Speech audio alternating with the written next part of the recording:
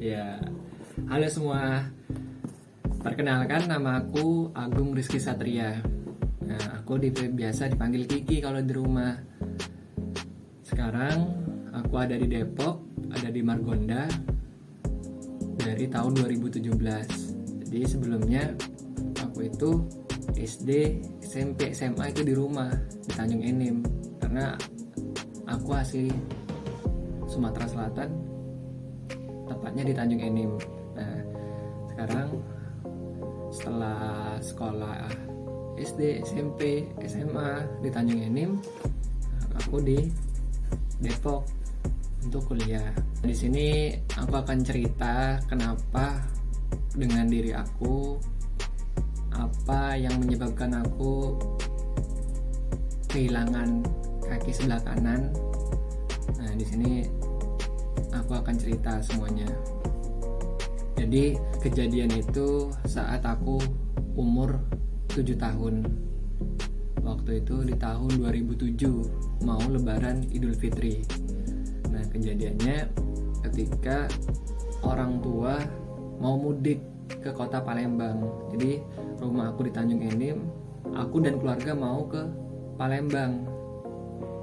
Nah, Palembang itu kota, sedangkan aku Tanjung Enim di desa. Nah, keluarga memutuskan buat naik motor. Keluarga aku yang ada bapak, ibu, adik aku, dan aku sendiri. Nah, dan waktu itu kami sekeluarga naik motor. Waktu itu motor GL tahun 2007. Nah, aku duduk di depan di tangki. Dalam perjalanan itu di waktu pagi. Dalam perjalanan ya aku menikmati perjalanan karena masih pagi, bisa melihat ke kanan ke kiri. Nah, masih senang waktu itu karena masa kecil, dan aku udah nggak sabar bisa nyampe ke Palembang untuk nemuin kakek nenek yang ada di sana. Dan tiba-tiba ya saat aku tidur di atas motor, tepatnya di tangkinya itu, karena mungkin aku ngerasa udah capek. Nah, aku tidur dan bangun-bangun itu ternyata sudah terjadi kecelakaan. Nah, jadi aku ngerasa nggak sadar kejadian itu.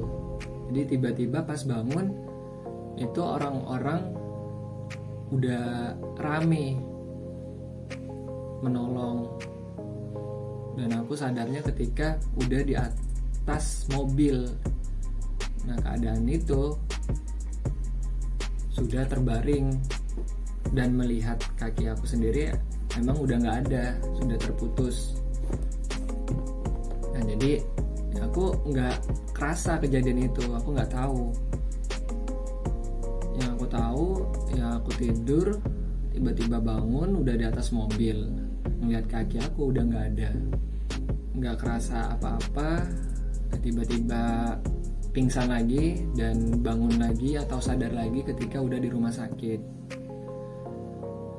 Dan aku ngeliat ya orang-orang pada ngobrol, dan aku mau duduk itu nggak boleh. Jadi aku disuruh tidur lagi sampai di waktu dimana aku bisa lebih baik dari saat kecelakaan waktu itu. Nah, di situ ya aku ngerasa biasa aja, karena ya pikiran anak kecil ya, kelas 2 SD, aku mau membayangkan ya kaki aku ini bisa numbuh lagi gitu. Jadi ya aku menganggapnya ya biasa-biasa aja gitu. Ya saat di rumah sakit aku juga menikmati ya bisa makan apa aja yang disiapin, bisa aku makan. Terus aku bisa banyak bertemu orang ya, mungkin ya karena orang yang ke rumah sakit ya buat ngejenguk, jadi ya bisa bertemu. Saat lebaran yang harusnya aku ke Palembang, ternyata yang di Palembang, yang di rumah, yang di Tanjung Enim yang ngejenguk aku di rumah sakit. Setelah di rumah sakit kira-kira 2 bulan atau 3 bulan waktu itu ya aku udah boleh pulang. Dan saat itu langsung pulang ke rumah, ke Tanjung Enim, jadi nggak ke Palembang. Dan semua keluarga juga ada di Tanjung Enim, ada di rumah. Nah, aku di rumah ya masih mengalami rasa sakit karena masih belum kering lukanya, jadi harus rutin ganti perban, rutin dibersihin. Saat itu ya susah dalam beraktivitas, kayak di rumah itu tidur, duduk. Untuk jalan sendiri aku masih belum bisa gitu, karena ya pertama belum pernah belajar tongkat sebelumnya. Pakai tongkat aja aku bingung.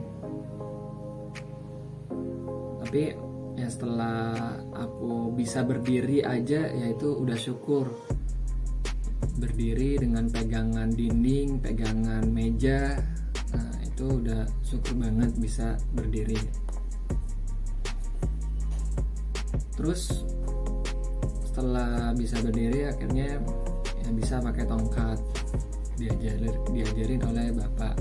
Oh iya, jadi sebelumnya itu kejadiannya itu ya aku duduk di depan, terus yang bawa motor bapak, terus di belakang bapak ada adik, nah, terus ada ibu di belakangnya. Jadi sekeluarga itu ada aku, bapak, adik, dan ibu, ada 4 orang. Nah, aku yang paling parah.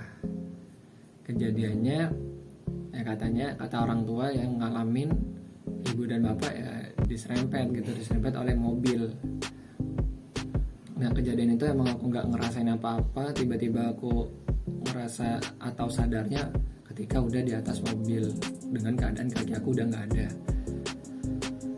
Nah, jadi untuk orang tua, terutama bapak, itu kaki dan tulangnya dipen, ada bekasnya gitu sebelah kiri. Nah, untuk ibu aku itu tangannya, jadi tangannya di sini itu jatuh kena mobil atau aspal mungkin. Nah, itu susah buat lurus itu, jadi kayak dipasang gift supaya bisa tetap stabil namanya. Untuk adik aku yaitu yang nggak apa-apa, jadi nggak apa-apa dan baik-baik saja. Jadi yang parah ya cuma aku. Nah, kembali lagi ke diri aku sendiri yang ketika aku udah di rumah belum bisa pakai tongkat, ya akhirnya diajarin. Awalnya pakai tongkat 2, pakai tongkat ketek seperti ini. Nah, ini ada 2 waktu itu. Ya, dulu aku masih belajar pelan-pelan jalan, ngerasa susah banget gitu, ngeliat orang lain jalan enak gitu, tapi aku merasa pakai tongkat susah jalannya, padahal sebelumnya aku bisa jalan gak pakai tongkat ya, karena sebelum kecelakaan ya masih normal gitu. Tapi sekarang ya harus pakai tongkat, walaupun ya bisa nggak pakai tongkat ya dengan cara lompat-lompat.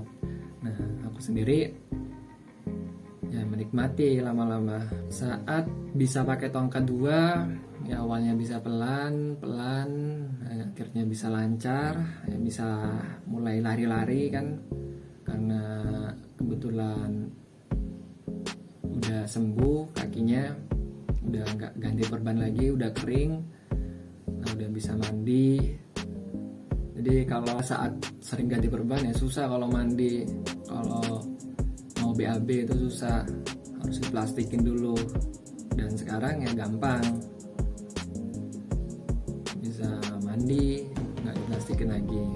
Itu karena udah pakai tongkat lancar, aku ngerasa mau sampai kapan gitu aku pakai tongkat terus.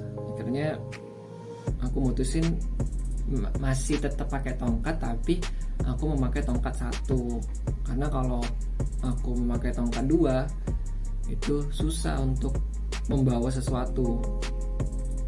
Jadi kalau misalnya aku pakai tongkat ini 2 sedangkan tangan aku itu kesini, nah itu semua untuk membawa sesuatu itu susah, aku harus bergantung kepada orang lain. Nah, jadi aku berpikir ya gimana aku bisa sendiri gitu.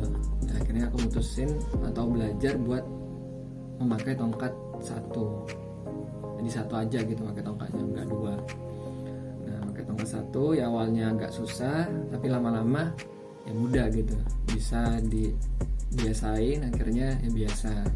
Nah, sampai sini dulu cerita aku. Mungkin kalau misalnya ada pertanyaan-pertanyaan ya silakan ditanyain. Nah, nanti akan aku buat video lagi, karena sebenarnya aku tuh malu buat ngomong seperti ini.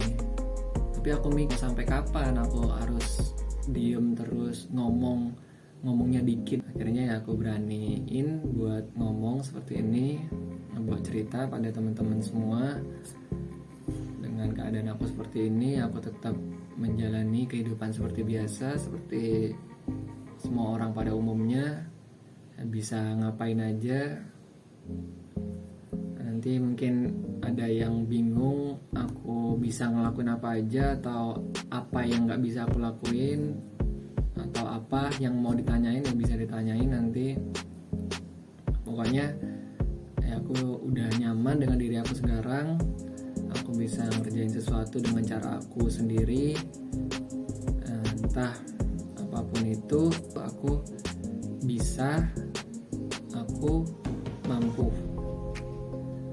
Untuk kalian yang mau dengar cerita selanjutnya ya tunggu aja, nanti akan ada kelanjutannya. Ya udah ya, terima kasih. Mohon maaf banyak kata-kata yang kurang jelas, yang kurang berkenan. Semoga ini menjadi motivasi buat kalian. Nah, kalau enggak juga nggak apa-apa sih, terserah. Ya udah, semuanya ya terima kasih. Udah.